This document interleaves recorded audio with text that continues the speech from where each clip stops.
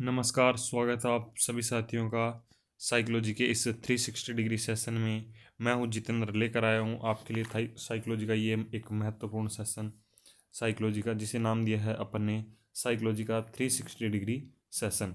और हमारा ये विश्वास है कि इस सेशन को कंप्लीट करने के बाद में आपको साइकोलॉजी में किसी भी कॉम्पिटिटिव एग्ज़ाम के लिए कोई खास समस्या नहीं रहेगी। तो शुरू करते हैं आज का सेशन। मैं सारदे को प्रणाम करता हूँ। देखिए, आज की अपनी क्लास है सूझ सिद्धांत को लेकर, सीखने का सूझ सिद्धांत, इनसाइड थ्योरी ऑफ लर्निंग। ये अपनी मनोविज्ञान की नवी क्लास है और ये इसका पार्ट 1 है। पार्ट 1 में ही अपन इसे पूरा कंप्लीट कर लेंगे सूझ सिद्धांत को। तो शुरू करते हैं आज की क्लास। REET second grade 2022। आज बजट में घोषणा कर दी गई है कि 22 जुलाई को रीट की एग्ज़ाम होगी। तो रीट सेकंड ग्रेड और फर्स्ट ग्रेड के लिए काफ़ी इंपॉर्टेंट सेशन है ये। तो देखिए, सूझ सिद्धांत को एक एक रूप में अच्छे से इसकी विस्तृत चर्चा करते हैं और इसके बारे आपको कुछ भी पढ़ना नहीं पड़ेगा।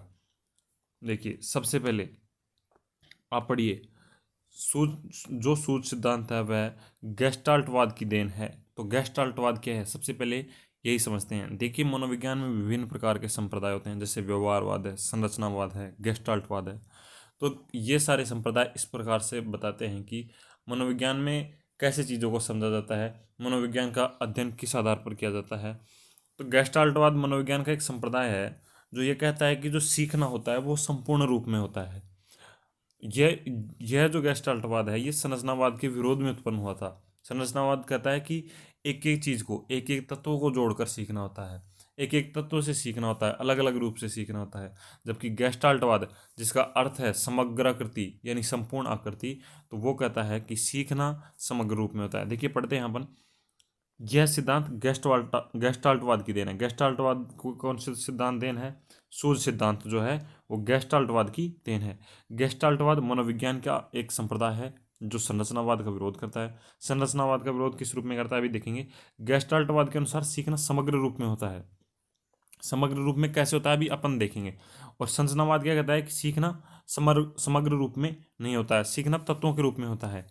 और गेस्टाल्टवाद के जो स्थापक थे वो मैक्स वर्दाइमर थे। और ये फर्स्ट ग्रेड का क्वेश्चन है कि गेस्टाल्टवाद के जो स्थापक थे, जो संस्थापक थे, वो कौन थे? तो जो मैक्स वर्दिमर साहब थे वो थे गेस्टाल्टवाद के स्थापक। चलिए देखते हैं कि सीखना, अब आप हर बार ये तो सीख लेते हैं कि सीखना संपूर्ण रूप में होता है, सीखना संपूर्ण रूप में होता है, लेकिन कैसे होता है सीखना संपूर्ण रूप में, उससे देखते हैं। देखिए, ये जो यहाँ आप दो प्रकार की लाइनिंग देख रहे होंगे, एक ये और एक ये। तो अब आप क्या क्या देख रहे होंगे इनमें कि यहाँ एक लाइनिंग तो ये है और एक लाइनिंग ये है। लेकिन आप ये लाइनिंग क्यों देख रहे हैं? क्यों? क्योंकि गेस्टाल्टवाद कहता है ऐसे एग्जाम्पल देके कि सीखना संपूर्ण रूप में होता है। अपन ये बिंदु बिंदु बिंदु भी तो नहीं देख सकते थे, लेकिन नहीं, अपन बिंदु नहीं देखते, अपन संपूर्ण आकृति देखते हैं, अपन लाइनिंग देखते हैं। और लाइनिंग के भी अतिरिक्त अपन संपूर्ण रूप में, अगर इसे एक क्रॉस बना दिया जाता तो उस क्रॉस क्रॉस पे फोकस करते। क्षमा चाहूँगा। देखिए, अगर लाइनिंग से भी बेहतर यदि एक क्रॉस बना दिया जाता तो अपन उस क्रॉस की समग्र आकृति पर फोकस करते। इसी प्रकार से ये क्या दिख रहा है आपको कि इस पे कोई आकृति दिख रही है, ये आपको फुटबॉल दिख रही है।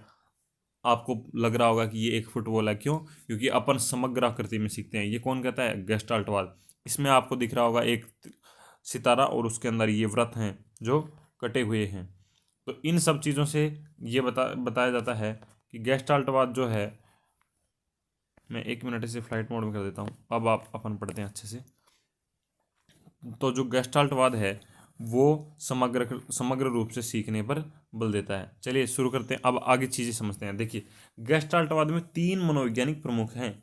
अभी अपन गेस्टाल्टवाद क्यों पढ़ रहे हैं? क्योंकि इसके बाद अपन पढ़ेंगे सूझ सिद्धांत। और सूझ सिद्धांत का पूरा निर्भर है किस पर? गेस्टाल्टवाद पर। क्यों? क्योंकि वो गेस्टाल्टवाद से उत्पन्न हुआ है। इसमें 3 प्रकार के 3 मनोवैज्ञानिक मुख्य हैं गेस्टाल्टवाद में। ये भी फर्स्ट ग्रेड में क्वेश्चन आया हुआ है।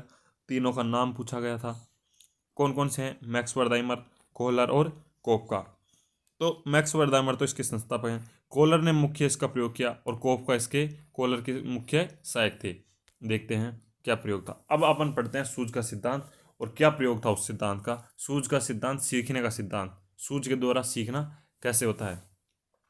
कोहलर का कनेरी द्वीप में सुल्तान चिम्बाजी पर प्रयोग। जो कोहलर साहब थे, कोहलर मनोवैज्ञानिक थे जिन्होंने सूझ का सिद्धांत के मुख्य जो अवधारणा दी थी, वो कोहलर थे। तो उन्होंने 2 प्रयोग कैनरी द्वीप पर सुल्तान नाम के चिंपांजी पर किए। क्या क्या?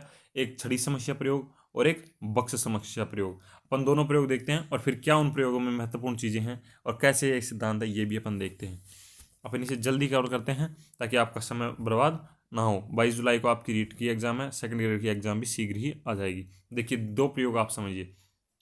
ये एक चिंपांजी है जो कोलर ने कैनरी द्वीप पे, कोलर ने वैसे तो मुर्गी पे भी, बंदर पे भी और कई जानवरों पे प्रयोग किए थे, लेकिन उनका जो चिंपांजी का प्रयोग था वो सबसे फेमस था। देखिए ये सुल्तान चिंपांजी है। इसको एक कमरे में बंद कर दिया गया और कमरे में बाहर जाल लगा के उसके बाहर केले रख दिए गए। केले यानी भोजन।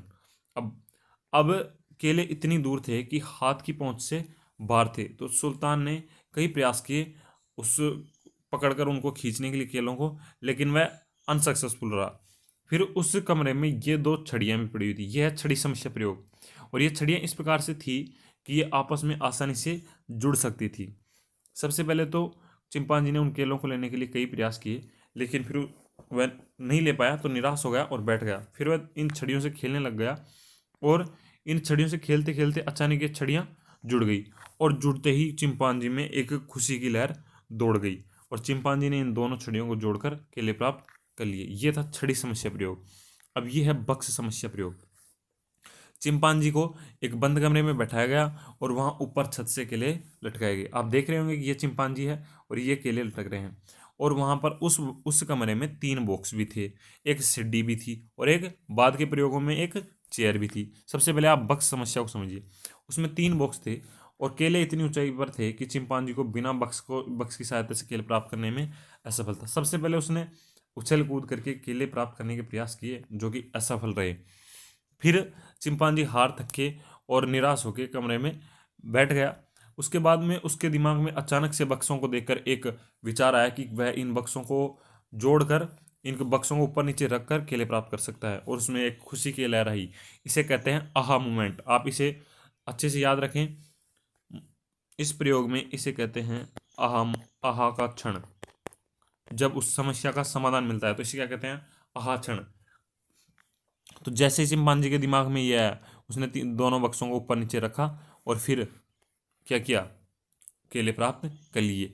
ये थे दोनों प्रयोग। किसके किसके प्रयोग थे? ये सूज सिद्धांत में कोलर के प्रयोग थे। अब अपन सिद्धांत को पढ़ते हैं। अपन ने प्रयोग समझे, अब अपन सिद्धांत को पढ़ते हैं। देखिए सूज की उत्पत्ति कैसे होती है। सूज की उत्पत्ति होती है इन 4 चीज़ों से। क्या क्या है 4 चीज़ें? सबसे पहले प्रत्यक्षण। जो भी समस्या होगी उसका, उसके एक एक अंग का अपन, जो भी समस्या का हल प्राप्त करना चाहता है उसे उसका प्रत्यक्षण करना चाहिए।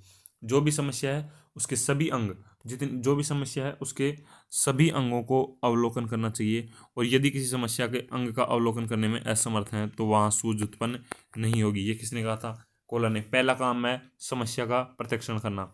अब आप प्रयोग को साथ के साथ ध्यान रखें। चिंपांजी ने सबसे पहले समस्या का अच्छे से अवलोकन किया था। कब?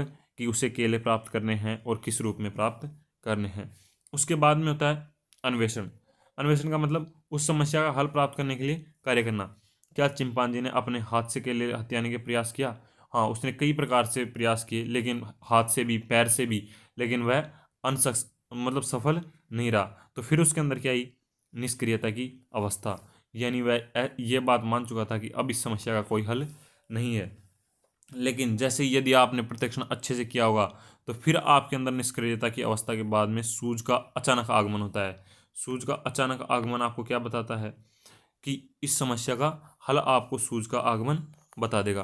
तो सूझ का अचानक आगमन जो होता है उसे बोलते हैं आहा अनुभव, आहा एक्सपेरिमेंट। समझ चुके होंगे आप। आहा अनुभव ये होता है, ऐसे होती है सूझ की उत्पत्ति। आप दोबारा देखिए। सबसे पहले प्रत्यक्षण होगा, फिर उसका अन्वेषण। ध्यान और अन्वेषण, इसमें दोनों चीज़ें होंगी। हम समस्या पर ध्यान करेंगे और उसका अन्वेषण करेंगे, उसके लिए कुछ खोजें करेंगे। उसके बाद में निष्क्रियता की अवस्था होगी, आएगी। फिर ऐसा लगेगा कि आप ये अपन तो असफल रहे।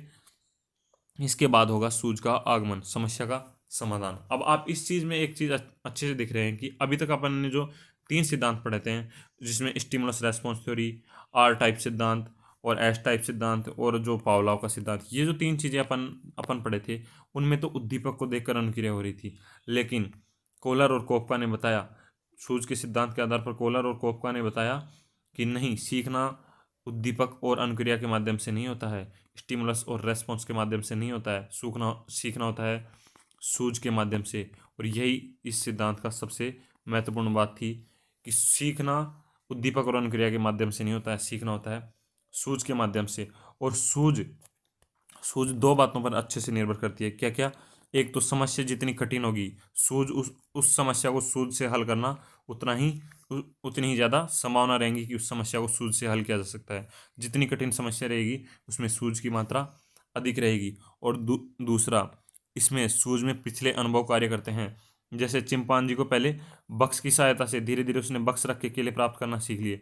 एक बार क्या किया कोलर साहब ने कि कोलर साहब खुद बक्स न रखकर खुद कमरे में बैठ गए, तो चिंपांजी उनका हाथ पकड़ के ले गया और केलों के नीचे जाके उनके कंधे पे बैठकर चिंपांजी ने केले प्राप्त कर लिए। क्यों? क्योंकि चिंपांजी में अब इस बात की सूझ उत्पन्न हो गई थी पिछले एक्सपीरियंस के साथ कि यहाँ कोई वस्तु रख देंगे तो उसके ऊपर बैठकर केले प्राप्त किए जा सकते हैं।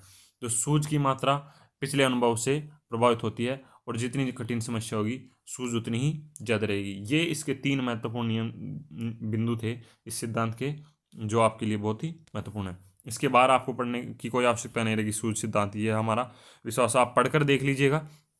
मैंने आपको NCERT RBSC और एक रेफरेंस बुक से ये अच्छे से कंटेंट प्रोवाइड करवाया है। देखिए, ये लाइन आप विशेष रूप से याद रखें, अधिगम उद्दीपक और अनुक्रिया के मध्य संबंध नहीं है। मैंने आपको बता दिया था अधिगम उद्दीपक और अनुक्रिया के मध्य संबंध नहीं है, अपितु क्या है? साधन और साध्य के मध्य एक संज्ञानात्मक संबंध है। अब यदि आपसे कोई पूछे कि सूझ सिद्धांत है व्यवहारवादी, संज्ञानवादी, प्रेक्षणवादी, प्रेक्षणात्मक अधिगम सिद्धांत, तो आप क्या बताएंगे? ये एक संज्ञानात्मक सिद्धांत है। अधिगम का कौन सा सिद्धांत है? सूझ सिद्धांत।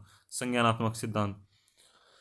अधिगम होता है वो थॉर्नडाइक, पावला और स्किनर ने क्या बताया? उद्दीपक और अनुक्रिया के मध्य संबंध होता है। लेकिन नहीं, सूझ सिद्धांत के अनुसार साधन और साध्य के मध्य एक संज्ञानात्मक, एक ज्ञान का, एक दिमाग का, मस्तिष्क का संबंध होता है। क्या? सीखना। ये किसने कहा था?